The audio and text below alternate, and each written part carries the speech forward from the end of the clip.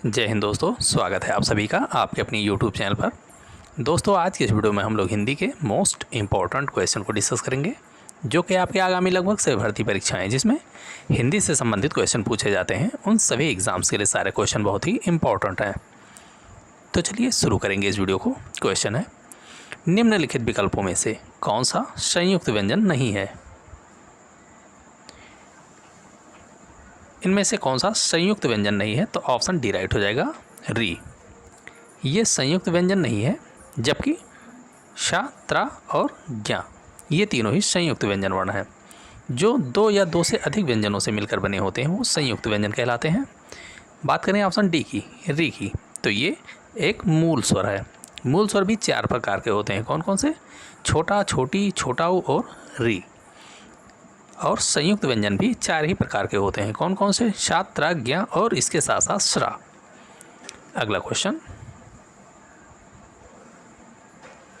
मिठास शब्द में कौन सी संज्ञा है? मिठास शब्द में भाववाचक संज्ञा हो जाएगी। ऑप्शन सी राइट हो जाएगा। संज्ञा हिंदी में 5 प्रकार की होती है। अगला क्वेश्चन,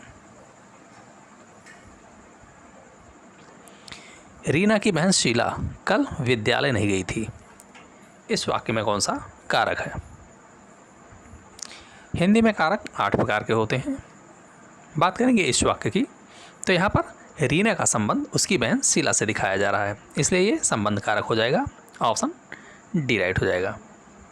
बात कर लें इन सभी कारक के कारक चिन्हों की। कर्म कारक का चिन्ह को होता है। अधिकरण की अगर बात करें तो मैं, पर, भीतर इस प्रकार के कारक चिन्ह अधिकरण कारक के चिन्ह हैं, जबकि को के लिए संप्रदान कारक का चिन्ह है। संबंध कारक की अगर बात करेंगे तो का, की, के, ना, नी, ने, रा, री, रे इस प्रकार के जो कारक चिन्ह आते हैं वो संबंध कारक के कारक चिन्ह हैं। अगला क्वेश्चन, फूले कांच सकल मही छाई, जनु बरसा ऋतु प्रकट बढ़ाई। प्रस्तुत पंक्ति में कौन सा अलंकार है? तो यहाँ पर ऑप्शन सी राइट हो जाएगा, उत्प्रेक्षा अलंकार। जहाँ पर मनु मानो, जनु जानो इस प्रकार के शब्द आते हैं वहाँ उत्प्रेक्षा अलंकार होता है।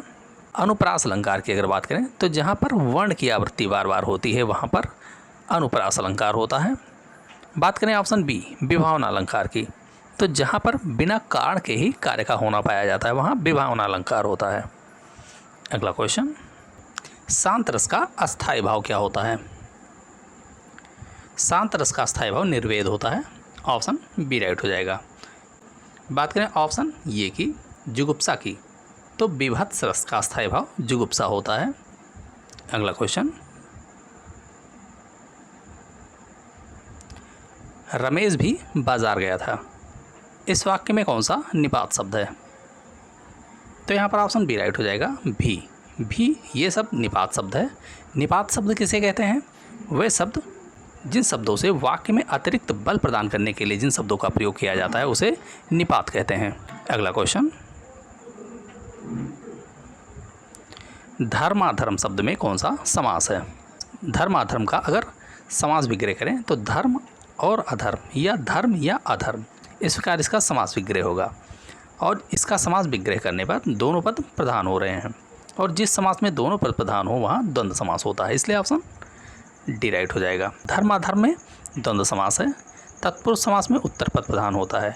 जिस समास में पूर्व पद विशेषण और उत्तर पद विशेष्य हो वहाँ कर्मधारय समास होता है। बात करें द्विगु समास की, तो जिस समास में पूर्व पद संख्यावाची विशेषण हो और समस्त पद मिलकर किसी समूह या समाहार का बोध कराएं वहाँ द्विगु समास होता है। हिंदी में समास 6 प्रकार के होते हैं। अगला क्वेश्चन,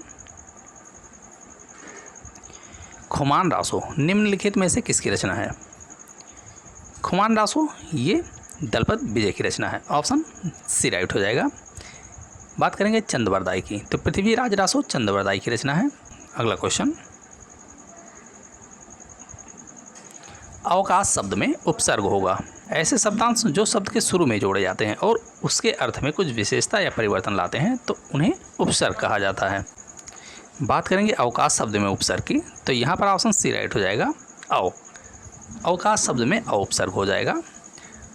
उपसर्ग हमेशा शब्द के शुरू में जोड़े जाते हैं, जबकि प्रत्यय जो होता है वो शब्द के अंत में जोड़ा जाता है। अगला क्वेश्चन,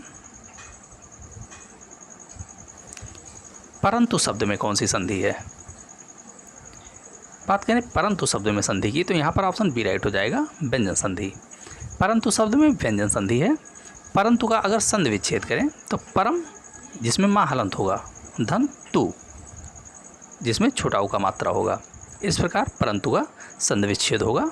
संधि कुल 3 प्रकार की होती है, स्वर संधि, व्यंजन संधि और विसर्ग संधि। तो दोस्तों ये वीडियो कैसा लगा इसे कमेंट बॉक्स में ज़रूर बताएं। अगर वीडियो पसंद आया हो तो वीडियो को लाइक करें, शेयर करें और चैनल को जरूर सब्सक्राइब करें। धन्यवाद।